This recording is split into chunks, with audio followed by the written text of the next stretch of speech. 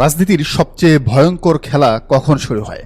যখন যোগ্যতার বদলে আনুগত্য মূল্য পায়, যখন ক্ষমতার বদলে রাজনৈতিক অবস্থান হয়ে ওঠে পদ পাওয়ার সিঁড়ি, আর যখন একটি নির্দিষ্ট রাজনৈতিক দল বা মতাদর্শের বিরোধিতা করাটাই হয়ে ওঠে ক্ষমতার দরবারে প্রবেশ করার নতুন যোগ্যতার সার্টিফিকেট।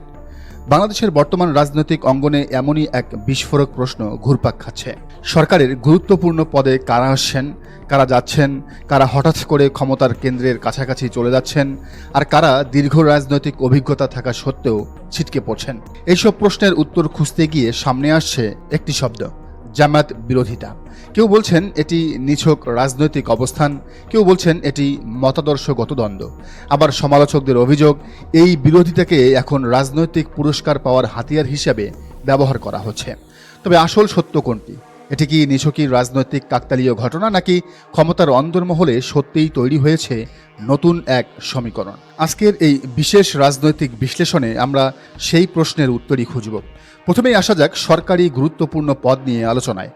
বাংলাদেশের প্রশাসনিক কাঠামোতে সচিবের পদ পাওয়া কোনো সহজ বিষয় নয়। একজন আমলাকে দীর্ঘ ক্যারিয়ার, অসংখ্য পদায়ন, প্রশাসনিক অভিজ্ঞতা এবং বছরের পর বছর দায়িত্ব পালনের মধ্য দিয়ে সেই পর্যায়ে পৌঁছতে হয়। কিন্তু রাজনৈতিক উপদেষ্টা কিংবা বিশেষ দায়িত্বপ্রাপ্ত ব্যক্তিদের ক্ষেত্রে সমীকরণ অনেকটাই আলাদা। এখানেই প্রশ্ন উঠছে, রাজনৈতিক অবস্থান কি এখন প্রশাসনিক যোগ্যতার বিকল্প হতে যাচ্ছে? রাজনৈতিক মহলে আলোচিত একটি নাম রাশেদ খান। দীর্ঘদিন বিভিন্ন টকশো ও গণমাধ্যমের আলোচনায় জামায়াত বিরোধী অবস্থানের জন্য পরিচিত এই ব্যক্তিকে বর্তমানে প্রধানমন্ত্রী তারেক রহমানের রাজনৈতিক সহকারী হিসেবে দেখা যাচ্ছে। পদমর্যাদাও সচিবের সমতুল্য বলে রাজনৈতিক অঙ্গনে আলোচনা চলছে।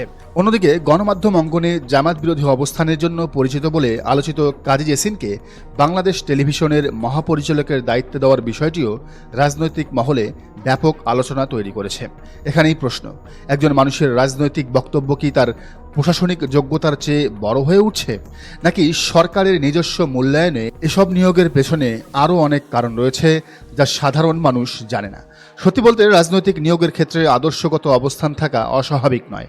প্রত্যেক সরকারই নিজের নীতির সঙ্গে সামঞ্জস্যপূর্ণ মানুষকে গুরুত্বপূর্ণ দায়িত্ব দিতে চায়। কিন্তু সমস্যা শুরু হয় তখনই যখন মানুষের মনে প্রশ্ন জন্ম নেয়, যোগ্যতার জায়গায় কি রাজনৈতিক আনুগত্য বসে যাচ্ছে? আর এই প্রশ্নটি আমাদের নিয়ে যায় সরকারের সবচেয়ে আলোচিত মন্ত্রিসভা পুনর্গঠনের গুঞ্জনের দিকে। বিএনপি সরকারের ক্ষমতার কয়েক মাস যেতে না যেতেই বিভিন্ন মন্ত্রণালয়ের কাজকর্ম নিয়ে অসন্তোষের খবর ছড়াতে শুরু করেছে।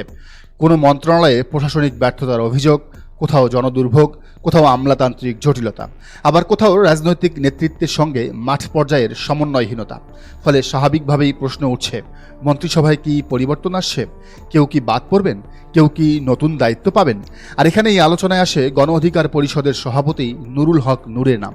প্রবাসী কল্যাণ ও বৈদেশিক কর্মসংস্থান খাত অত্যন্ত স্পর্শকাতর একটি মন্ত্রণালয়, কারণ এই মন্ত্রণালয়ের সঙ্গে জড়িয়ে আছে কোটি কোটি প্রবাসী বাংলাদেশিদের জীবন, রেমিটেন্স, বিদেশি কর্মসংস্থান, শ্রমবাজার এবং অভিবাসন ব্যবস্থাপনা। এটি কোনো ছেলে খেলা নয়। এই খাতে কোনো ব্যর্থতা সরাসরি মানুষের জীবনে প্রভাব ফেলে। বর্তমান প্রবাসী কল্যাণ প্রতিমন্ত্রী নুরুল হক নূরের বিরুদ্ধে বিভিন্ন রাজনৈতিক মহলে যে অভিযোগগুলো নিয়ে আলোচনা চলছে তার মধ্যে রয়েছে প্রবাসীদের অসন্তোষ, শ্রমবাজার ব্যবস্থা নিয়ে প্রশ্ন এবং সিন্ডিকেট নিয়ন্ত্রণে ব্যর্থতার অভিযোগ। তবে এসব অভিযোগের সত্যতা ও দায় নির্ধারণের বিষয়টি অবশ্যই নির্ভর করবে নির্ভরযোগ্য তদন্ত ও প্রমাণের উপর। কিন্তু রাজনৈতিক নাটক এখানে শেষ নয়, কারণ এরই মধ্যে নুরুল হক নূরের কিছু বক্তব্য নতুন করে রাজনৈতিক বিতর্ক সৃষ্টি করেছে। বিশেষ করে জামায়াতে ইসলামী ও ইসলামী ছাত্র শিবিরকে ঘিরে তার কঠোর মন্তব্য ব্যাপক আলোচনার জন্ম দিয়েছে। নূরের সাম্প্রতিক অবস্থানকে কেউ কেউ দেখছেন আদর্শগত অবস্থান হিসেবে, আবার কেউ কেউ এটিকে দেখছেন রাজনৈতিক আত্মরক্ষার কৌশল হিসেবে। প্রশ্ন উঠছে, মন্ত্রিসভা পুনর্গঠনের গুঞ্জনের মধ্যে হঠাৎ করে জামায়াত বিরোধী অবস্থান এত জোরালো হওয়ার কারণ কি? এটি কি নিছকই রাজনৈতিক মতাদর্শ, নাকি এর পেছনে রয়েছে নিজের অবস্থান শক্ত করার কৌশল? তো মন্ত্রিসভা থেকে যারা বাদ পড়বেন তাদের মধ্যে তালিকায় 1 নম্বরে আছেন প্রবাসী কল্যাণ প্রতিমন্ত্রী নুরুল হক নূর। তারেক রহমানের লাল তালিকায় জলজল করছে নূরের নাম। তারেক রহমান চান এই পদে ডাইনামিক অভিজ্ঞ কাউকে আনতে। তো বিষয়টা আঁচ করতে পেরেছেন নূর। ফলে ড্রামা বয় হিসেবে পরিচিত নূর এখন সেই অস্ত্র হাতে নিয়েছেন যা তাকে এই মহা বিপদ থেকে বাঁচাবে। হঠাৎ দলের নেতাকর্মীদের লেলিয়ে দিয়েছেন জামায়াতের বিরুদ্ধে, নিজেও দিচ্ছেন হুমকি ধামকি। কুষ্টিয়ায় জামাত এমপি আমির হামজার গাড়ি ও বাড়িতে হামলা চালিয়েছে নূরের নেতাকর্মীরা। নুরুল হক নূর নিজেও জামাতকে হুমকি দিচ্ছেন। সামাজিক যোগাযোগ মাধ্যমে রক কাটা জামাত শিবির তার স্বরূপে ফিরেছে বলে মন্তব্য করেছেন প্রবাসী কল্যাণ ও বৈদেশিক কর্মসংস্থান প্রতিমন্ত্রী এবং গণ অধিকার পরিষদের সভাপতি নুরুল হক নূর। তিনি বলেন, জামাত শিবিরকে স্মরণ করিয়ে দিতে চাই, গত ১.৫ দশক ধরে যেভাবে গুপ্ত ছিলেন, বাড়াবাড়ি করলে আজীবন গুপ্ত থাকার ব্যবস্থা করা হবে। অথচ এই জামাত শিবিরই নূরকে ভিপি বানিয়েছে।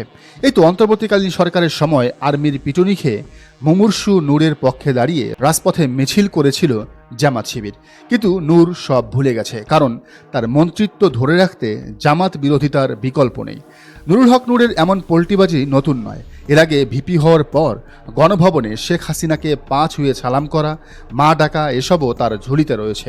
তখন ১২ কোটি টাকার টেন্ডার পাইয়ে দেওয়ার কল রেকর্ড ফাঁস হয়েছিল নুরুল হক। বিশ্লেষকদের মতে এটি শুধু কোনো আকস্মিক বক্তব্য নয়, বরং নিজের টলমল প্রতিমন্ত্রীর চেয়ার বাঁচাতে রাজনৈতিক পাশা উল্টানোর এক চূড়ান্ত চেষ্টা। এদিকে নূরের টিকে থাকার নাটক কতদূর সফল হবে তা অনিশ্চিত হলেও এই জামায়াত বিরোধী কার্ড খেলে ইতিমধ্যেই সফলতার মুখ দেখতে যাচ্ছেন গাইবান্ধা ৪ আসনের সংসদ সদস্য শামীম কায়সার লিংকন। ২০০৬-এর উপনির্বাচনে জেতা লিংকন সম্প্রতি সংসদে ধর্ম নিয়ে জামায়াতের বিরুদ্ধে তীব্র বক্তব্য তুলে ধরে নজর কেড়েছেন। গুঞ্জন উঠেছে, পুরস্কার স্বরূপ তাকেই নাকি দেওয়া হচ্ছে ধর্ম প্রতিমন্ত্রীর দায়িত্ব। একই ধারায় আন্দালিব রহমান পার্থ মন্ত্রিসভার রেসে এগিয়ে আছেন। স্বরাষ্ট্র না পেলেও এনির ছেড়ে দেওয়া পানি সম্পদ মন্ত্রণালয়ের দণ্ড তার হাতে উঠতে যাচ্ছে বলেই খবর চাউর হয়েছে। কিন্তু প্রশ্ন হচ্ছে, একটি রাষ্ট্র কি স্রেফ রাজনৈতিক প্রতিপক্ষকে গালি দেওয়া কিংবা বিদ্বেষ ছড়ানোর উপর ভিত্তি করে চলতে পারে? রাজনীতি বিশ্লেষকরা আজ বড় সতর্কবার্তা জারি করছেন। কেবল জামায়াত বিরোধিতার পাল্লায় মেপে অযোগ্যদের বড় বড় মন্ত্রণালয়ে বসালে তা বিদ্যুৎ, জ্বালানি কিংবা প্রবাসী ও শিক্ষা মন্ত্রণালয়ের মতোই একের পর এক ডিজাস্টার ঘটাবে, মহাসংকট ডেকে আনবে, যা চূড়ান্ত ধাক্কা গিয়ে পড়বে খোদ সরকার প্রধান তারেক রহমানের উপরই। রাষ্ট্র কোনো ছেলে খেলা নয়, এটি কোটি কোটি মানুষের ভাগ্য। জামায়াত বিরোধিতা নয়, বরং যোগ্যতাই হওয়া উচিত পদায়নের একমাত্র মাপকাঠি।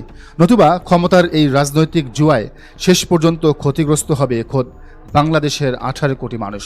এমনকি দলীয় হিসেব নিকেশেও ডানপন্থী বা জামায়াত ঘনিষ্ঠ হিসেবে পরিচিত লুৎফুজ্জামান বাবর কিংবা আশরাফুদ্দিন নিজামদের মন্ত্রিসভা থেকে দূরেই রাখা হয়েছে বলে গুঞ্জন ছড়িয়েছে রাজনীতির মাঠে। তারা এবারও মন্ত্রিসভায় জায়গা পাচ্ছেন না, কারণ জামায়াত বিরোধিতার প্যারামিটারে তাদের অর্জন শূন্য।